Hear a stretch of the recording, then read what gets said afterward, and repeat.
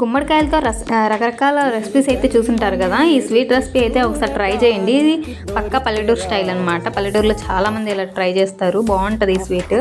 గుమ్మడికాయని అయితే ముక్కలుగా కోసుకొని పక్కన పెట్టుకోవాలి. ఇప్పుడైతే వాటర్లో బెల్లం అయితే వేసుకొని నలగొట్టుకుని వేసుకొని బాగా దాన్ని అయితే కరిగిపోయేంత వరకు అయితే మా అమ్మ నలుపుతూ ఉందన్నమాట. బెల్లం చుట్టూ ఈగులు ఉంటాయి అంటారు కదా, ఇది కూడా ఉండి బెల్లం చుట్టూ ఈగులు ముసురుతూ ఉన్నాయి. ఇంకా ఈ వాటర్ అంతా బాగా మిక్స్ చేసేస్తుంది అనమాట. ఆ వాటర్ అంతా బెల్లం అంతా వాటర్లో బాగా కరిగిపోవాలి. ఆ కరిగిపోయిన వాటర్ని ఎత్తుకెళ్ళి మా అమ్మ ఆ ముక్కల్లో అయితే వేసేసింది అనమాట.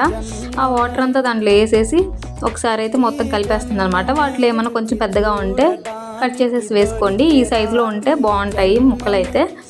కొంచెం తినడానికి కూడా బాగుంటుంది అనమాట. ఇంకా అది ఎత్తుకెళ్ళి గ్యాస్ మీద పెట్టేయడమే.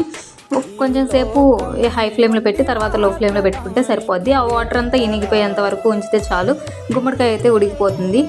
ఈ రెసిపీ అయితే చాలా అంటే చాలా బాగుంటుంది. ఒకసారి అయితే మీరు ఎప్పుడైనా ట్రై చేయకపోతే ట్రై చేయండి.